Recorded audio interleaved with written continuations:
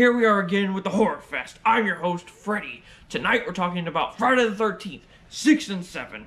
Oh, that's right, Jason lives. That son of a bitch. It wasn't bad enough that Corey Feldman put him in the fucking ground with a machete to the face, but now he's back to wreak more havoc. If that's not bad enough, the motherfucker from Weekend at Bernie's shows up, and then he has a telekinesis fight with his bitch. It gets crazy.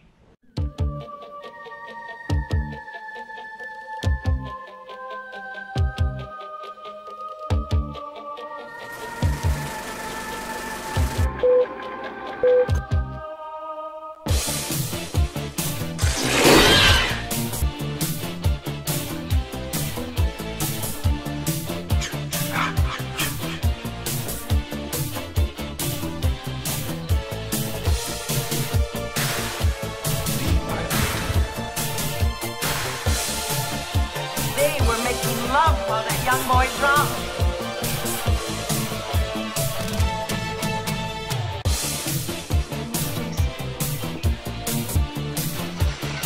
Trick or treat, motherfucker.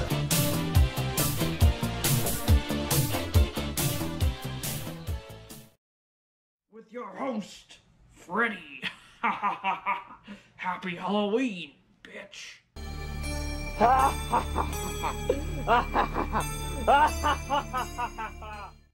As much as I know everyone wants to see Roy again, the actual Jason is back, and now with a 007 intro.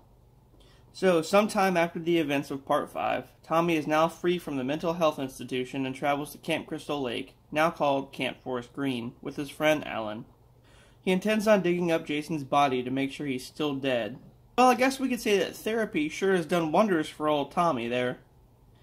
As it's dark and stormy out, they arrive at the graveyard and begin digging up Jason. His buddy Alan is having second thoughts, though. Well, yeah, rightfully so. I mean, who the fuck just goes and digs somebody up? After they dig him up, Tommy has flashbacks of Part 4 and repeatedly stabs Jason with a fence post in a fit of rage. And of course, suddenly, lightning strikes the post, resurrecting Jason as a frickin' zombie. Jason kills Tommy's buddy, and then he gets the hell out of there. Tommy heads to the sheriff's office to warn them about Jason's return and is greeted by the sheriff, who calls bullshit on the whole thing, saying that Tommy is delusional. Then, two counselors are on their way to the camp when they get lost and are greeted by Jason, who gives them a warm Crystal Lake welcome. The next morning, the sheriff's daughter Megan and her friends, who are the other camp counselors, report two of the counselors missing. Tommy, who's been locked in jail the whole night, says that Jason probably killed them. Hearing this, Megan gets intrigued, but it's quickly shut down by the sheriff. Meanwhile, a group of people are having a company paintball game in the woods when they cross paths with old Jason. He takes them out one by one, and even rips the arm off of one of the guys. Then a boatload of kids arrive for summer camp, and the teens scramble around trying to run everything despite having the two lead counselors missing. Seeing that Megan has a thing for Tommy, the sheriff gets pissed and drives Tommy out of the county line, telling him to never come back. In the meantime, though, Jason's killing spree continues as he kills the caretaker of the cemetery and a random couple in the woods. As this is going on, Court, one of the counselors, takes a girl out in an RV for a little late-night beat boop. But guess what? They have a stowaway. Yep. Jason shows up and rams the girl's face into the wall of the RV, making her look like Han Solo frozen in fucking carbonite. And then, of course, Court gets his too because he didn't pay attention to any other horror movies.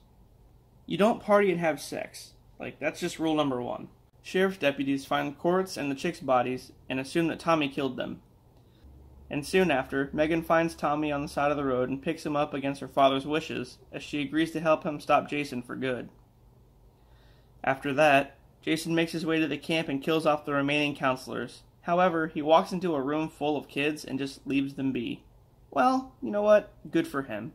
The sheriff catches up with Megan and Tommy and arrests Tommy for the murders, despite Tommy having been with Megan the whole time. Man, fuck this dude. The sheriff takes Tommy back to the station and locks him up, again. And then, he goes to investigate the camp and meets Jason face to face, who's nice enough to teach the guy some yoga. Tommy breaks out of the cell by holding a deputy at gunpoint and heads to the camp to stop Jason.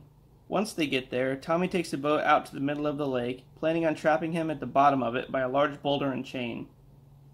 Jason finally shows up and nearly kills Megan until he notices Tommy and goes after him instead. A fight breaks out and the perimeter of the boat is set on fire. Tommy manages to get the chain around Jason's neck, but then Jason drowns him. The attention turns to Megan, and she jams the boat motor's propeller into Jason's face, allowing her to escape. She drags Tommy's body to shore and revives him with CPR, and then they say it's finally over. Jason lies awake, chained to the bottom of the lake, waiting patiently to be freed.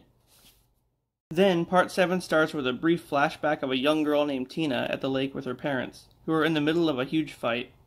She runs out of the house to avoid it and takes a boat out to the lake. Her father stops her and tries to reason with her, which angers Tina. She then crushes the dock under her father's feet using telekinesis, a power she had laying dormant. And of course, he drowns. Wow, so she's got, what's that called again?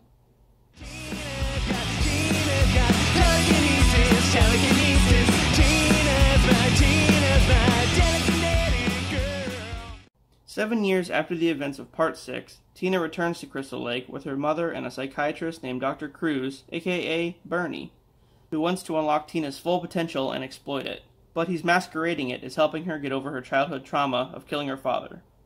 Wow, what a swell guy. A while later, after one of the sessions, Tina gets pissed and runs outside to the dock. She thinks about what happened with her father all those years ago and wishes he would just come back. But instead, she inadvertently frees Jason from his chains at the bottom of the lake, because she's got...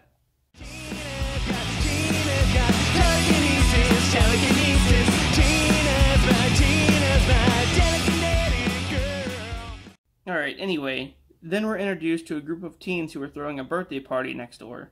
They're really just another random group of teens. Nick, the cousin of Michael, the birthday boy, and Melissa, the snobby chick who thinks she's better than everybody.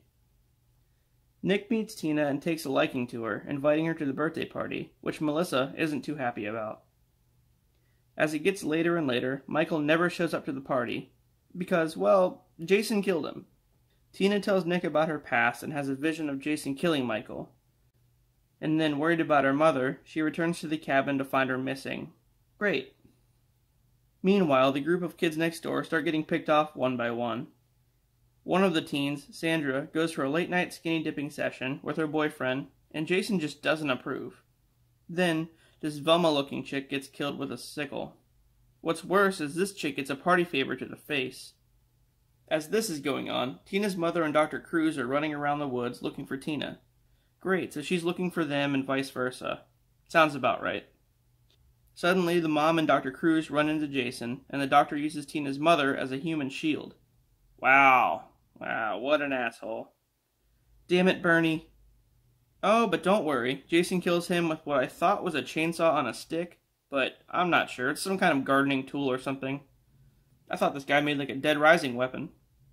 Tina then finds her mother dead, and her true power is unleashed. A pretty badass telekinesis fight ensues, with Tina dropping the porch of her house onto Jason. Nick finds Tina and they run to the party house, with Jason right behind them. They attempt to warn Melissa about what's happening, but she's too busy being a stupid bitch to understand, and then gets an axe to the face. Tina uses her power to hang Jason and then drop him into the basement. So this is what Carrie vs. Jason would have looked like, huh? Then she soaks him in gasoline and sets him on fire, which of course does nothing. The house explodes, and Jason chases Tina and Nick out to the dock. And just when things are looking pretty grim, Tina's father rises from his watery grave and drags Jason back underwater. Yep, that's what I said.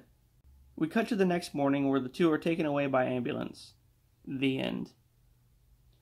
Well, I can say that Part 6 is one of my favorite Fridays. I love how Tommy showed back up to face Jason one last time. Tommy is the true final girl of Friday the 13th. I mean, well, you know what I mean. Anyway, even though he's the whole reason Zombie Jason exists, I still enjoyed this one. Then, the whole telekinesis fight against Tina was pretty awesome.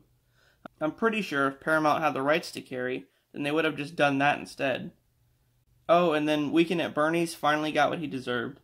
Damn it, Bernie! Join me tomorrow, guys, as Jason heads to New York City. And I'll see you then.